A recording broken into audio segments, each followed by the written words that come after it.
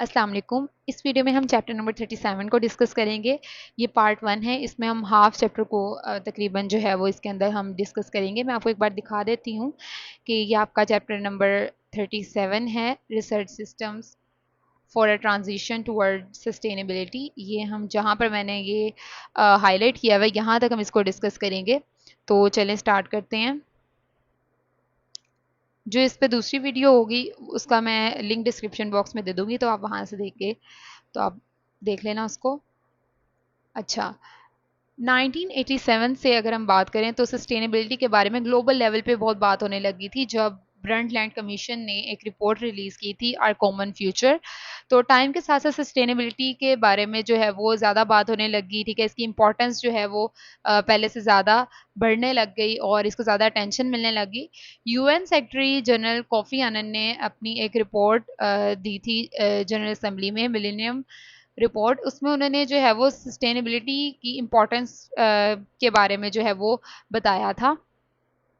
तो इन्होंने जो है वो 3 मेजर चैलेंजेस बताए थे जो कि इंटरनेशनल कम्युनिटी जो है 21st सेंचुरी में फेस कर सकती है। क्या हैं वो 3 challenges? Freedom from want, freedom from fear and freedom of future generation to sustain their lives on this planet. Freedom from want का मतलब ये है कि जो लोग हैं उनको वो सब चीज़ें मतलब जो उनकी बेसिक नीड्स हैं वो पूरी हो रही हैं, ठीक है, ये मेक श्योर करना। और उसके अलावा फ्रीडम फ्रॉम फियर का मतलब ये है कि वो जो है वो सेफ हैं, मतलब किसी किस्म की कोई वायलेंस तो नहीं हो रही है। और थर्ड आ जाता है freedom of future generation to sustain their lives on this planet, के ये मेक श्योर करना कि जो फ्यूचर जनरेशंस हैं उन वो जो है वो सही से प्लैनेट पे रह सकती हैं, सही से अर्थ पे रह सकती हैं या नहीं, उनके लिए कोई खतरा तो नहीं है। तो सस्टेनेबिलिटी जो है अब एक प्रोमिनेंट इशू बन गया इंटरनेशनल अफेयर्स में, और उसमें ये भी हम देखते हैं कि इनका दूसरे जो ग्लोबल चैलेंजेस है, दूसरी जो ग्लोबल प्रॉब्लम्स हैं, उनको भी सॉल्व करने में इनका जो है वो बहुत क्रिटिकल रोल होता है। तो जब हम ये जो हमें चैलेंजेस अभी 3 पता चले हैं, जब हम इनको डील करने की बात करते हैं तो साइंस और टेक्नोलॉजी का इसके अंदर बहुत इंपॉर्टेंट रोल होता है। बट प्रॉब्लम ये है कि इसके अंदर जो साइंस और टेक्नोलॉजी को इन चैलेंजेस को टैकल करने के लिए, इन चैलेंजेस को सॉल्व करने के लिए, इनसे निपटने के लिए इतने जो है वो रिसोर्सेज और अटेंशन नहीं मिलती है, ठीक है। सिंपल मैं आपको एग्जांपल देती हूँ कि जो R&D जहाँ पे मतलब आ रहा है, इसका मतलब होता है रिसर्च एंड डेवलपमेंट। तो रिसर्च एंड डेवलपमेंट सिस्टम जो सिक्योरिटी के लिए होते हैं, ठीक है, तो उसमें बहुत सारी मनी इन्वेस्ट की जाती है, बहुत पैसे इन्वेस्ट किए जाते हैं, लेकिन उसकी निस्बत जो सस्टेनेबिलिटी के लिए जो सिस्टम्स होते हैं उसको उस पर इतना इन्वेस्ट नहीं किया जाता, वो अंडर फंडेड है, ठीक है, इतने फंड्स नहीं होते उसके लिए। तो इसके लिए अब हमें करना क्या चाहिए? इसके लिए ऐसे R&D सिस्टम्स, ऐसे research and development systems create करने हैं जो कि सस्टेनेबिलिटी के लिए ही काम करेंगे, ताकि हम रहने के सही तरीके जो हैं हम देख सकें, और किस तरह से हम जो है वो इन्वायरमेंट को नुकसान पहुंचाए बगैर या फ्यूचर जनरेशन को नुकसान पहुंचाए बगैर किस तरह से हम काम कर सकते हैं। अब ये जो अभी हमने जो थर्ड पॉइंट पढ़ा कि फ्यूचर जनरेशन के लिए भी हमने प्लैनेट को प्रोटेक्ट करना है, तो ये एक नया कॉन्सेप्ट था यूएन फाउंडर्स के लिए, क्योंकि उन्होंने ये जो अब हम थ्रेड्स अब फेस कर रहे हैं, ये उन्होंने पहले एक्सपेक्ट नहीं की थी कि ऐसा भी हो सकता है। तो जो सस्टेनेबिलिटी इनिशिएटिव्स हैं, ये फिर क्या, ये ज़्यादातर क्या करते हैं, क्योंकि पहले इतना नहीं था कॉमन। तो सस्टेनेबिलिटी इनिशिएटिव्स जो हैं वो existing research and development systems को यूज़ करते हैं, ठीक है। यानी कि जैसे भी हमने पहले कहा कि ये इतने ज़्यादा इसके ऊपर मतलब इसके लिए स्पेशलाइज सिस्टम्स नहीं हैं, डेडिकेटेड सिस्टम्स नहीं हैं, तो क्या है कि ये सिस्टम्स जो हैं वो फिर जो पहले से सिस्टम्स हैं जैसे मिलिट्री डाटा इन्वायरमेंट या इन्वायरमेंटल रिसर्च वगैरह, इनके जो है इसको यूज़ करते हैं। तो इसका होता क्या है कि अब बाकी ये मैंने आपको जैसे पहले बताया कि सिक्योरिटी डेवलपमेंट में जिस तरह इन्वेस्ट किया जाता है, तो सस्टेनेबिलिटी एफर्ट्स के लिए जो प्रॉपर सिस्टम्स नहीं है, तो इन पर रिलाई करने से क्या होता है, दूसरे सिस्टम पर रिलाई करने से जो है वो ये जो एफर्ट्स हैं इतनी इफेक्टिव नहीं होती है, ठीक है, उनकी इफेक्टिवनेस जो है वो कम होती है। तो इसका मतलब क्या है कि हमें ऐसे सिस्टम्स की ज़रूरत है जो कि सिर्फ इसी काम के लिए डेडिकेटेड हों और उसके लिए फंड्स भी अच्छे हों, और यानी कि सस्टेनेबिलिटी इनिशिएटिव्स को जो कि सपोर्ट करें। अच्छा, 2002 में एक इवेंट हुआ था जिसको हम कहते हैं world summit on sustainable development in Johannesburg, south Africa में हुआ था। तो इस समिट का जो है वो मेन ऑब्जेक्टिव क्या था कि ऐसा global research and development system बनाना जो कि स्पेशली डिज़ाइन हुआ होगा सस्टेनेबिलिटी, मतलब ऐसे चैलेंजेस को फेस करने के लिए, ऐसे चैलेंजेस को टैकल करने के लिए जो सस्टेनेबिलिटी को होते हैं, ठीक है, यानी कि सस्टेनेबिलिटी को जो भी प्रॉब्लम्स आती हैं उनको करने के लिए जो है ऐसा सिस्टम डिज़ाइन किया गया था। तो ये एक बहुत अच्छी अपॉर्चुनिटी थी ऐसा सिस्टम बनाने का विद इन 10 ईयर्स।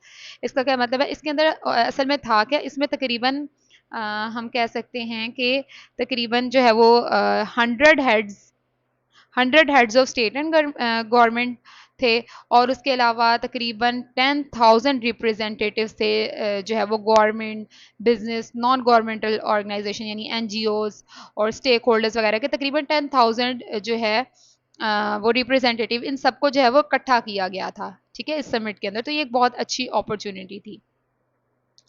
तो इस अपॉर्चुनिटी का ज़्यादा से ज़्यादा फ़ायदा उठाने के लिए क्या है कि एक स्ट्रेटेजिक अप्रोच की ज़रूरत है। इसमें क्या है कि इंडिविजुअल कंट्रीज़ की इंटरेस्ट से आगे का सोच के हमने बात करनी है। मतलब इसमें क्या करना है कि सिर्फ़ एक कंट्री के बारे में नहीं सोचना है, सिर्फ़ एक स्पेसिफ़िक एरिया के बारे में नहीं सोचना, कोई भी डिसीजन बनाने से पहले, कोई भी स्टेप लेने से पहले जो है पूरी जो है वो दुनिया के बारे में सोचना है, ठीक है? ग्लोबल लेवल पे काम करना है। अच्छा, अब ये समिट से पहले क्या था कि बहुत सारा जो है वो साइंस, टेक्नोलॉजी और सस्टेनेबिलिटी के लिंक के बारे में बहुत ज़्यादा बात होती थी, ठीक है? तो इन डिस्कशंस का फ़ायदा क्या हुआ कि फिर जो आगे स्ट्रेटजी बनानी है ये इन इश्यूज़ से निपटने के लिए, तो उसके लिए एक फाउंडेशन, एक बेस मिल गई, ठीक है? यानी कि वो जो इन्फॉर्मेशन थी हमारे पास, वो एक बेस के तौर पर काम करती है, एक फाउंडेशन के तौर पर काम करती है। अच्छा, साइंस, टेक्नोलॉजी और सस्टेनेबिलिटी के बारे में जो ज़्यादातर जो इनसाइट्स हैं, जो आइडियाज़ वगैरह हैं, वो हमें डेवलपिंग कंट्रीज़ से मिलते हैं। अब आगे ऑर्गेनाइजेशंस जैसे कि third world network of scientific organisation, commission on science and technology for sustainable development in south concepts, society for research and initiative for sustainable technologies, ये सारे जो ऑर्गेनाइजेशंस हैं, इनका जो है वो बहुत क्रूशल रोल है इसके अंदर। ये ऑर्गेनाइजेशन किस तरह से कंट्रीब्यूट करती हैं, ये ग्लोबल डिस्कशंस करती हैं सस्टेनेबल डेवलपमेंट में, ठीक है, ये उनमें कंट्रीब्यूट करती हैं। अच्छा, लेट 1990s में जो है इस बारे में जो अवेयरनेस थी वो ज़्यादा होती गई कि ये जो सस्टेनेबिलिटी चैलेंजेस हैं इनको टैकल करना बहुत ज़रूरी है। तो इस वजह से फिर जो है वो यूरोप और यूनाइटेड स्टेट्स में कुछ जो है वो इनिशिएटिव्स लिए गए थे। वो हम देखते हैं क्या थे। यूरोप में क्या था, यूरोप में European Union fifth framework programme था एक। ये प्रोग्राम जो है फोकस करता है अर्थ सिस्टम एनालिसिस पे and combining science for sustainability. तो इस प्रोग्राम ने क्या किया, this programme funded a wide range of research projects on topics such as climate change, biodiversity के इन टॉपिक्स पे जो रिसर्च प्रोजेक्ट्स थे उनको फंड किया इस प्रोग्राम ने। नेक्स्ट है इन यूनाइटेड स्टेट्स में क्या हुआ, President's council on sustainable development release a report called our common journey a transition towards sustainability, कि ये जो रिपोर्ट है ये उन्होंने दी थी। इस रिपोर्ट के अंदर बहुत सारे जो स्टेक होल्डर्स वगैरह हैं उनके व्यूज़ देखे गए थे सस्टेनेबिलिटी के। अच्छा, अब ये जो रिपोर्ट है ये किस बेस पे उन्होंने बनाई थी, उन्होंने डिफरेंट जो अकेडमीज ऑफ साइंस हैं पूरी दुनिया की, उनके अंदर जो है मतलब उसमें जो है वो सर्वे वगैरह करके, तो इस तरह से और डिफरेंट स्टेक होल्डर्स के व्यूज़ जो है इसमें जाने गए थे, और इसके अंदर जो है वो फिर सस्टेनेबिलिटी के बारे में सिंपली उनके जो व्यूज़ हैं उसके बारे में बताया गया, और इसमें जो है वो डिफरेंट जो पॉलिसी इनिशिएटिव्स हैं उनको रिकमेंड किया गया है। तो इंटरनेशनली बहुत सारी एफर्ट्स हुई इन ये जो है सस्टेनेबिलिटी साइंस है इसके बारे में, कि डिफरेंट पर्सपेक्टिव इकट्ठे किए जाएं सस्टेनेबिलिटी साइंस में। For example international journal of sustainable development had a special issue on sustainability science in 1999, मतलब उन्होंने एक स्पेशल पब्लिकेशन की इसके ऊपर, और world academies of science reported on a transition to sustainability in the 21st century 1998 में। थोड़ी सी mistake होगी, मैंने आपको पीछे वाले पॉइंट के अंदर ये बोला, मैंने आपको इसके अंदर बोल दिया था कि रिपोर्ट्स हैं वो डिफरेंट जो है वो अकेडमीज से ली गई, वो मैंने यहाँ नहीं बोला था, वो नेक्स्ट वाले में बोलना था। तो यहाँ पर क्या है, ये सिंपल स्टेक होल्डर्स की बात हो रही है, ठीक है, कि स्टेक होल्डर्स के जो व्यूज़ हैं उनकी बात हो रही है यहाँ पे। और ये जो रिपोर्ट है इसके अंदर वो पॉइंट आता है कि ये जो रिपोर्ट थी ये किस तरह से थी, ये बेस करती थी बहुत सारी अकेडमीज थी, साइंस अकेडमीज ऑफ साइंस, उनके जो है वो सर्वे से उस पर जो है ये बेस करती थी, ठीक है। अच्छा, international environment environmental assessment started to connect with sustainability issues. Global environmental change research program start considering sustainability at national and international level. अब ये वो जो सारी जो अच्छी चीज़ें ये होने लगी कि इंटरनेशनल environmental असेसमेंट ने जो है वो सस्टेनेबिलिटी इश्यूज के साथ कनेक्ट करना शुरू कर दिया, और global environmental change research programmes हैं उन्होंने भी जो सस्टेनेबिलिटी को कंसिडर करना शुरू कर दिया, नेशनल लेवल पे भी और इंटरनेशनल लेवल पे भी। उसके अलावा जो अकेडमीज़ वगैरह हैं उन्होंने सस्टेनेबिलिटी और ग्लोबल चेंज के दरमियान जो कनेक्शन हैं उनको एक्सप्लोर करना शुरू कर दिया। तो ये जो एफर्ट्स हैं इनमें क्या, इन सब चीज़ों में क्या एफर्ट्स आ रही हैं, discussions, reports, initiatives to promote sustainability, ये सब चीज़ें उन्होंने की थी। अच्छा, international initiative on science and technology for sustainability launch workshops worldwide. ठीक है, इन्होंने वर्कशॉप्स जो हैं वो लॉन्च की थी। अब इन वर्कशॉप्स का काम क्या था कि जो सस्टेनेबिलिटी से, सस्टेनेबल डेवलपमेंट से रिलेटेड जो आ जाते हैं डिस्कशन, जो की क्वेश्चंस हैं, रिसर्च स्ट्रेटजीज हैं, एक्शन प्रायोरिटीज़ और इंस्टीट्यूशनल रिक्वायरमेंट्स जो कि सस्टेनेबल डेवलपमेंट के अंदर वगैरह यूज़ होते हैं, उनके बारे में जो है वो डिस्कशंस को प्रमोट करना। और ये जो डिस्कशंस हैं साइंस, टेक्नोलॉजी और सस्टेनेबिलिटी के बारे में, इनसे ये पता चलता है कि लोगों के जो व्यूज़ हैं ना उनमें बहुत ज़्यादा डिफरेंस है कि किस तरह से लोग, कि रिच लोग किस तरह से सोचते हैं और पुअर बैकग्राउंड के जो लोग हैं वो, उनकी सोच कितनी डिफरेंट है। उसके अलावा नॉर्दर्न और साउदर्न रीजन ऑफ वर्ल्ड के लोगों की सोच बहुत डिफरेंट है। फिर पब्लिक और प्राइवेट सेक्टर्स के जो हैं उनकी भी डिफरेंट व्यूज़ हैं। ठीक है, तो इन सब डिफरेंस के बावजूद भी जो लोग हैं वो ऐसे जो R&D एफर्ट्स हैं जो कि सस्टेनेबिलिटी चैलेंजेस के लिए काम करेंगे, उन पे जो है वो एग्री कर जाते हैं जनरली। इसका मतलब क्या है कि डिफरेंट व्यूज़ होने के बावजूद भी लोग इस काम के लिए जो है वो एग्री कर जाते हैं।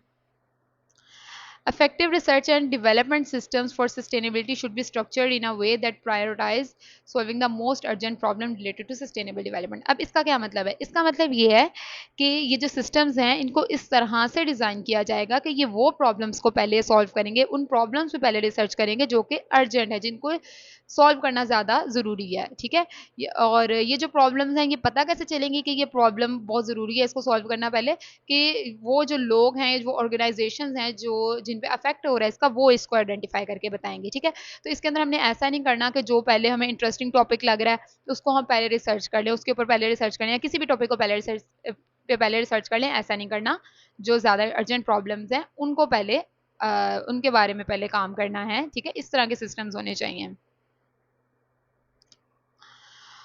ठीक है, तो ये वही मैंने जो भी आपको बात की कि this approach is likely to lead to a different research agenda compare to one driven solely by words interesting in science and technology के। ये थोड़ा सा डिफरेंट होना चाहिए बजाय इसके कि हम जो इंटरेस्टिंग चीज़ है हम उसके ऊपर पहले रिसर्च करें। तो इसका मतलब क्या है? इसका मतलब कि रियल वर्ल्ड इश्यूज पे हमने फोकस करना है। ठीक है, ऐसे इश्यूज जो कि कम्युनिटीज़ और प्लानट पे जिनका जो है वो रोल होता है। ठीक है, जो इनको अफेक्ट करते हैं। अच्छा, अब ये जो प्रॉब्लम्स जिनकी हम बात कर रहे हैं ये डिफरेंट हो सकती हैं, यानी कि डिफरेंट रीजन में डिफरेंट तरह की प्रॉब्लम्स हो सकती हैं, तो उन उन सबको जो है वो अटेंशन चाहिए, उन सब के ऊपर जो है वो फोकस करना है। ठीक है, यानी कि एक लोकल एरिया से दूसरे लोकल एरिया में जाएं तब भी जो है ये प्रॉब्लम्स जो हैं वो डिफरेंट हो सकती हैं। ठीक है, तो हमने क्या करना है, हमने इनको, इन सब जो प्रॉब्लम्स हैं इनको हमने असेस करना है, हमने इनको देखना है और फिर इनको हमने टैकल करना है, इन इश्यूज़ को डिफरेंट स्केल्स पे। अच्छा, अब रीजनल वेरिएशंस के होते हुए भी ये एक एग्रीमेंट है कि ये जो अर्जेंट सस्टेनेबिलिटी प्रॉब्लम्स हैं इनमें ज़्यादातर क्या चीज़ें आ सकती हैं, ह्यूमन नीड्स आ सकती हैं, जैसे कि रिड्यूसिंग हंगर एंड पॉवर्टी के, गुर्बत को और जो भूख है उसको कम करना। उसके अलावा जो अर्थ एसेंशियल लाइफ सपोर्ट सिस्टम है और बायोडाइवर्सिटी है इसको जो है वो सेव करना। ठीक है, तो ये सारी चीज़ें भी क्या है, ये भी बेसिक जो प्रॉब्लम्स हैं, जो मेन जो प्रॉब्लम्स हैं ये भी हैं। ठीक है, तो दूसरे मतलब सिंपल वर्ड्स में अगर हम कहें तो क्या है कि balancing human wellbeing with environmental protection, के ह्यूमन वेलबींग भी हो। ठीक है, और इन्वायरमेंट यानी कि लोगों की भी ज़रूरियात पूरी हो। ठीक है, लोगों का भी जो है वो सही से वो रह सकें, और उसके अलावा इन्वायरमेंटल प्रोटेक्शन भी हो, कि ऐसा ना हो कि लोगों की ज़रूरियात पूरी करने के लिए इन्वायरमेंट को नुकसान पहुंचाया जाए। इन दोनों में जो है वो बैलेंस होना चाहिए। ठीक है,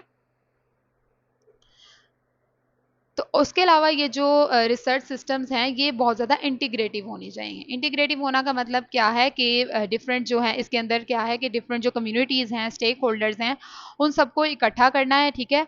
और ये जो है ये सारे मतलब कि मिल के ये सब चीज़ें मिल के काम करेंगे, ठीक है। और ये ना सिर्फ जो है वो इन्वायरमेंटल कंजर्वेशन पे बात करेंगे बल्कि ह्यूमन हेल्थ पे और इकोनॉमिक डेवलपमेंट पे भी काम करेंगे। तो इसमें क्या है, इसमें एक्सपर्ट्स और प्रोफेशनल को बहुत सारे एक्सपर्ट्स और प्रोफेशनल को भी इन्वॉल्व करना है पब्लिक और प्राइवेट सेक्टर से, ठीक है। और उसके अलावा जो है वो नेचुरल साइंसेस, सोशल साइंसेस और इंजीनियरिंग से भी जो लोग हैं उनको भी इसके अंदर एक्सपर्ट्स को, प्रोफेशनल्स को इन्वॉल्व करना है। तो ये जो इतनी ब्रॉड पार्टिसिपेशन होगी लोगों की, इतने डिफरेंट फील्ड से जब लोग होंगे तो उनसे जो है वो सस्टेनेबिलिटी चैलेंजेस को ज़्यादा अच्छे से फेस कर सकेंगे, ज़्यादा बेहतर जो है वो स्ट्रेटजीज इसके अंदर बना सकेंगे। अच्छा, अब हमने कहा कि इतने सारे लोगों को हमने इन्वॉल्व कर देना है, हम हमें बहुत सारी इन्फॉर्मेशन हमारे पास अब इकट्ठी हो जाएगी, ठीक है। हमारे पास बहुत सारा नॉलेज आ गया, बहुत सारी एक्सपर्टीज आ गई, बहुत सारे एक्सपर्ट्स आ गए। उसके अलावा अब हमने क्या करना है, अब हमने किस तरह से इसको हमने यूज़ करना है, इस हमने नॉलेज को हम किस तरह से यूज़ करेंगे सस्टेनेबिलिटी प्रॉब्लम्स को सॉल्व करने के लिए।